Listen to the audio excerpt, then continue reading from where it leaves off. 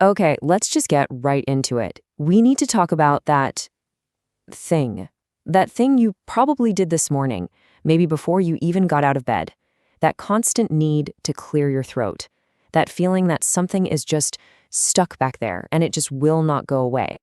You know exactly what I'm talking about, right? That little cough, that hack, that rough, gravelly voice that just doesn't sound like you. You try to cough it out, you take a sip of water, and slowly, but surely, your real voice starts to come back. But man, it takes a few minutes, doesn't it? And it happens every single morning.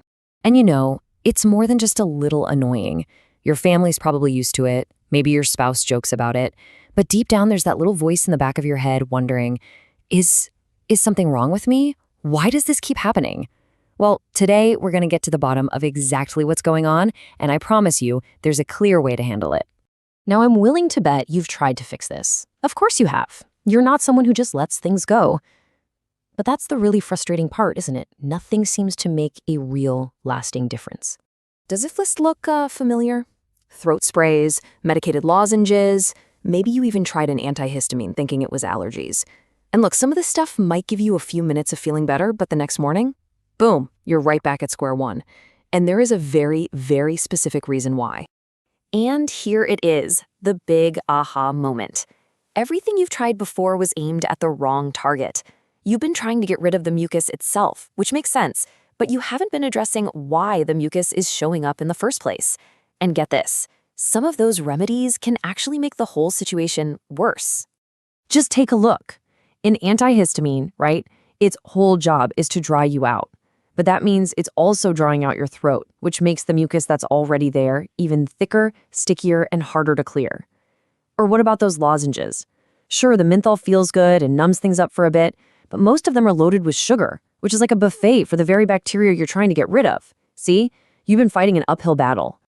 So, what is the real cause then? Well, it's not just one thing. It's more like a perfect storm of 3 different things happening in your throat while you're asleep. And probably the easiest way to wrap your head around it is with a simple little analogy. Just picture this in your mind. Your airway, it's a room. And in this room, you've got 2 faucets that have been left dripping all night long, one from the ceiling, one from the floor. And at the same time, the conveyor belt that's supposed to be cleaning up the mess is just running super slow. Every morning, you're basically waking up to the aftermath of a tiny, slow-motion flood. Let's break down what each of those pieces actually is. So that slow conveyor belt, that's your body's amazing built-in cleaning crow. You have millions of these tiny little hairs called cilia, and their whole job is to constantly sweep mucus up and out of your airways. They're incredible. But as we get older, and usually this starts around age 55 or so, they don't move as fast as they used to. So the gunk sits around longer, and that's what makes it feel so thick and stubborn. Okay, now for that faucet dripping from the floor. This is the one that really surprises people. It's something called silent reflux. Now, this isn't heartburn. You don't feel a thing. But when you lie down flat at night, a little bit of invisible vapor from your stomach can drift all the way up and just gently irritate the back of your throat for hours. And what does your body do to protect itself? You guessed it. It creates a thick, protective layer of mucus. And finally, you've got that faucet dripping from the ceiling. And this one you've probably heard of, post-nasal drip. When your nasal passages get irritated, maybe from dry air, from the heater or AC, or dust, the mucus they produce gets thicker. And instead of just clearing away like normal, it drips down and pulls in your throat, mixing with all that other mucus from the reflux. It's just adding to the problem. So there you have it, a slow conveyor belt and 2 leaky faucets. That's the problem in a nutshell. But here's the really good news. The solution is just as clear. It's a simple 4-part system, and the goal isn't to fight your body, it's to work with it, to help it get back to doing its job right. We're going to speed up that conveyor belt, we're going to turn off the bottom faucet, and we're going to turn up the top faucet. Each of these steps is super simple, and it targets one specific part of the problem, but when you do them together, that's when the magic happens. Okay, first things first, let's help out that conveyor belt. This isn't just about drink more water, it's about strategic hydration. Warm liquids are key here. They literally help thin out the mucus. So you start your day with a full glass of warm water, and then you just sip on warm water or tea throughout the day.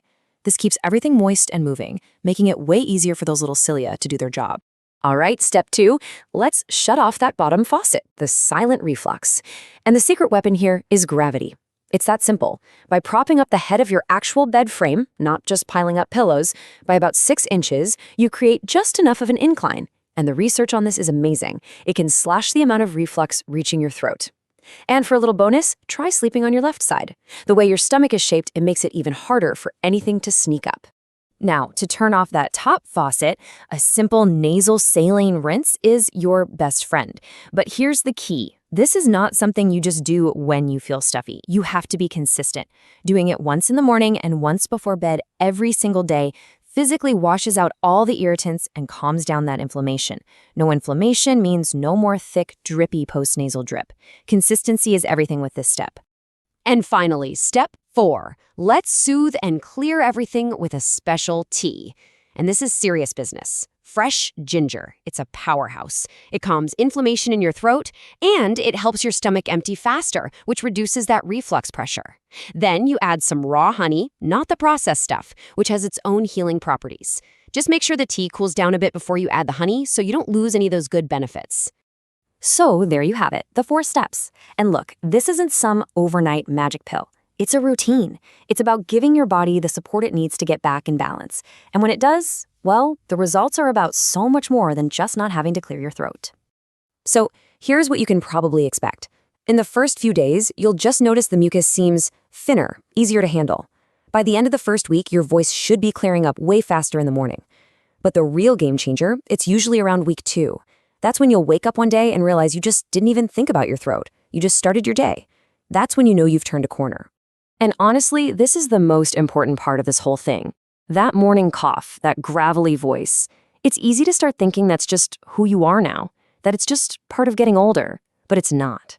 And when you wake up and your voice is just there, ready to go, strong and clear, it doesn't feel like you just fixed a little health issue. It feels like you got a part of yourself back. So I'll just leave you with that question to think about. This is about more than just some morning mucus. It's about how you greet the world, from the very first word you speak each day. What would that feel like for you?